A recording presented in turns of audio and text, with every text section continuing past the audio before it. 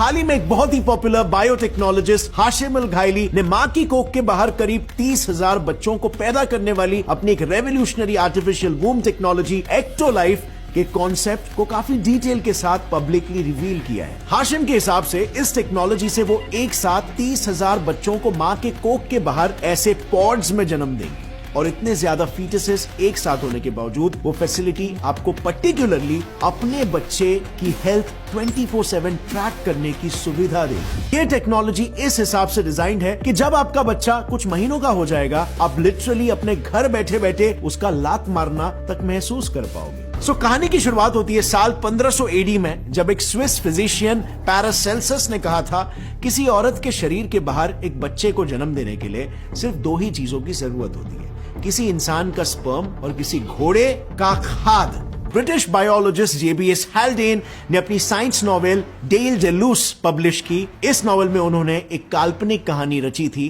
कि डुपॉन्ट और श्वार्ट्ज नाम के दो काल्पनिक साइंटिस्ट्स एक 1951 के प्लेन एक्सीडेंट में मरी औरत के ओवरीज को अगले 20 साल तक एक न्यूट्रिशन मीडियम में जिंदा रखते हैं और फिर वो हर महीने उन ओवरीज से निकले एग्स को किसी न किसी इंसानी स्पर्म से फर्टिलाइज करके उनसे आर्टिफिशियली बच्चे पैदा करने की कोशिश करते हैं। 100 साल बाद एक्टो लाइफ टेक्नोलॉजी जन्म लेने वाली है जो बच्चों को बिल्कुल उसी तरीके से ग्रो करेगी आउटसाइड द वूम जैसे उन्होंने नॉवेल में प्रेडिक्ट किया। पर असल में एक्टो लाइफ फैसिलिटी में बच्चों को जिस तरीके से ग्रो किया जाने वाला है वो साल 1996 में परफॉर्म्ड दुनिया के पहले सक्सेसफुल लेकिन काफी वियर्ड से एक्टोजेनेसिस एक्सपेरिमेंट पर आधारित है। साइंटिस्टों ने एटलीस्ट एक बकरी को सक्सेसफुली डिलीवर कर लिया था। फिर क्या था? इसी प्रोसेस को मिस्टर हाशिम अल घायली ने इंसानों के लिए कॉन्सेप्चुलाइज करके एक्टो लाइफ फैसिलिटी दुनिया के सामने पेश की। उन्होंने सोचा कि उनके इस फैसिलिटी में पहले तो कुछ इस तरह के हजारों पॉड्स एक आर्टिफिशियल वूम की तरह काम करेंगे और फिर उनमें बेबी को ग्रोथ और एक इन्फेक्शन फ्री एनवायरनमेंट देने के लिए एक आर्टिफिशियल एमनियोटिक फ्लूइड भरा जाएगा। ये इसीलिए क्योंकि एमनियोटिक फ्लूइड बेसिकली मां के शरीर में मौजूद पानी और बेबी के यूरिन के मिश्रण से बनता है और इसीलिए इसकी मदद से मां से बेबी को कुछ जरूरी ग्रोथ फैक्टर्स, हार्मोन्स और एंटीबॉडीज मिलते हैं। पर जैसे कि आप देख सकते हो, एमनियोटिक फ्लूइड के लिए मां के बॉडी में मौजूद पानी बहुत जरूरी होता है और इसी प्रॉब्लम के सोल्यूशन के लिए एक्टो लाइफ के फाउंडर ने इस पानी को लैक्टेट रिंगर्स सोल्यूशन से रिप्लेस करने का सोचा। लैक्टेट रिंगर्स सोल्यूशन और ह्यूमन बॉडी में मौजूद पानी का कॉम्पोजिशन बिल्कुल सेम ही होता है, बिकॉज ऑफ विच डॉक्टर्स भी जब शरीर में पानी या इलेक्ट्रोलाइट्स की कमी हो जाती है तो उसे ही रेकमेंड करते हैं। खैर, इन पॉड्स में इस आर्टिफिशियल एमनियोटिक फ्लूइड के साथ साथ कई सारी मशीनरीज भी कनेक्टेड होंगी जो कंटिन्यूअसली आपके बच्चे को मॉनिटर करेंगी। जी हाँ, एक्टो लाइफ कॉन्सेप्ट के अनुसार सबसे पहले तो हर पॉड में 360 डिग्री कैमरास दिन रात बेबी पर नजर रखे रहेंगे और इनसे आपके बच्चे के शरीर में हो रहे सभी छोटे बड़े चेंजेस एक टाइम लैप्स वीडियो के रूप में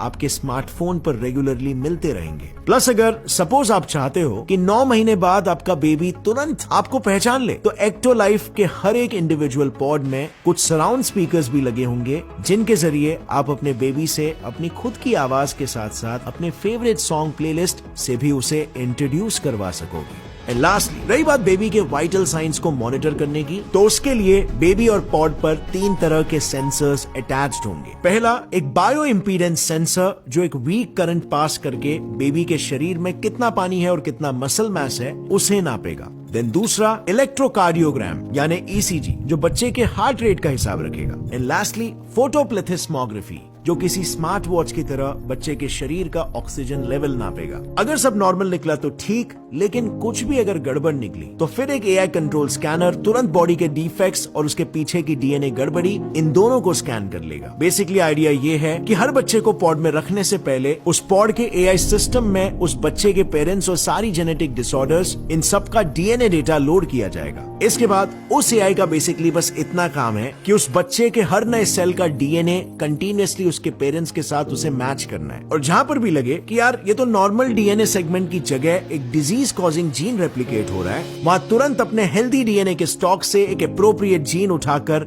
फिट करना होगा, क्योंकि जितना जल्दी वो डिफेक्टिव डीएनए को आइडेंटिफाई करके रिपेयर करेगा उतने ही चांसेस बढ़ जाएंगे कि उस सेल के बाद पैदा होने वाले सेल्स की जनरेशन हेल्दी पैदा होगी। Interesting, right? Well what's more interesting is that आप देख सकते हो यहां मैंने पर्टिकुलरली सिर्फ जेनेटिक डिसऑर्डर्स की बात की है, ऑर्डिनरी डिजीजेस या इन्फेक्शंस की नहीं। ऐसा इसीलिए क्योंकि वो चीजें मेजरली न्यूट्रिशन की कमी और अनहाइजीनिक एनवायरनमेंट की वजह से होती है, और इन सब का प्रिवेंटिव सोल्यूशन तो एक्टोलाइफ के स्ट्रक्चरल डिजाइन में ही मौजूद होने वाला है। एक्टोलाइफ के डिजाइन के अनुसार सभी पॉड सेंटर में मौजूद दो बड़े बड़े टैंक से कनेक्टेड होंगे। एक न्यूट्रिशन टैंक जो न्यूट्रिएंट्स, ऑक्सीजन और बाकी एसेंशियल फ्लूइड्स पॉड्स को डिस्ट्रीब्यूट करेगा, और दूसरा वेस्ट मैनेजमेंट टैंक जो बेबी से आ रहे वेस्ट को कलेक्ट करके रिसाइकल करेगा। ये दोनों टैंक्स बेसिकली बड़े बड़े पाइप्स के जरिए हर एक पॉड से कनेक्टेड होंगे और फिर आगे पॉड्स में मौजूद आर्टिफिशियल अम्बिलिकल कॉर्ड के जरिए बेबी की नाभि से। इससे होगा ये कि पहले तो न्यूट्रिशन और ऑक्सीजन बेबी के डाइजेस्टिव सिस्टम से होते हुए वेस्ट टैंक में कलेक्ट होने लगेगा, और फिर जैसे ये वेस्ट प्रोडक्ट्स भारी मात्रा में जमा हो जाएगा, उसे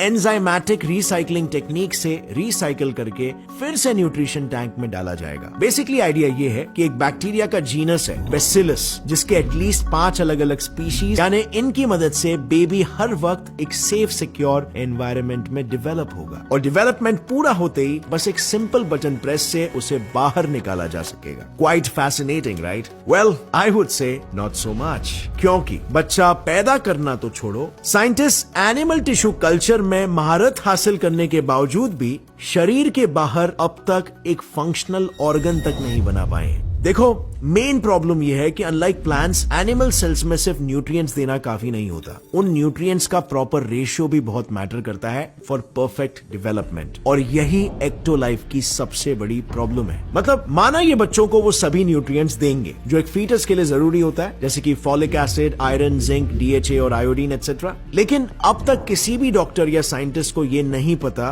कि फीटल ग्रोथ के लिए कि इन सब की रिलेटिव मात्रा क्या होनी चाहिए। अगर गलती से भी किसी एक भी न्यूट्रिएंट का कंसंट्रेशन ज्यादा हो गया, like let's just say folic acid, तो सिर्फ एक्सेसिव फॉलिक एसिड से ही बेबी के ब्लड सेल्स की ऑक्सीजन कैरिंग कैपेसिटी और ब्रेन सेल्स की सोचने समझने की एबिलिटी, ये दोनों बिगड़ सकती है। इनफैक्ट इस पूरे प्रोसेस में जिस तरह से न्यूट्रिशन टैंक के जरिए ही ऑक्सीजन सप्लाई करने की बात की गई है, वो खुद भी किसी बच्चे के डेवलपमेंट के लिए प्रॉब्लमैटिक है, क्योंकि as you all know oxygen एक गैस है और वो आसानी से लिक्विड में डिसॉल्व नहीं होती। उसका डिसोल्यूशन बेसिकली उसके मॉलिक्यूल्स के ऊपर कितना लिक्विड का वजन है इस पर डिपेंड करता है। पूरे रेवोल्यूशनरी कॉन्सेप्ट की शुरुआत आयरॉनिकली एक अंधविश्वास के साथ हुई। यानी अब हर एक बूंद जो बेबी तक न्यूट्रिशन लेके जाएगा, उसमें समय के साथ ऑक्सीजन का कंसंट्रेशन कम और कम होता चला जाएगा, और इससे बेबी का दम घुट सकता है। लेकिन फिलहाल के लिए उन्होंने जितना भी अपनी कॉन्सेप्चुअल फैसिलिटी के डिटेल्स रिवील किए हैं, उसमें ऐसे किसी सोल्यूशन के बारे में बात नहीं की गई है, क्योंकि इसमें एक और एक प्रॉब्लम यह भी हो सकती है कि इस ऑक्सीजन प्रॉब्लम का डायरेक्ट असर उन बच्चों के आरबीसीज के फॉर्मेशन पर पड़े और कोई ऐसा ब्लड ग्रुप टाइप पैदा हो जाए जो काफी रेयर और डेंजरस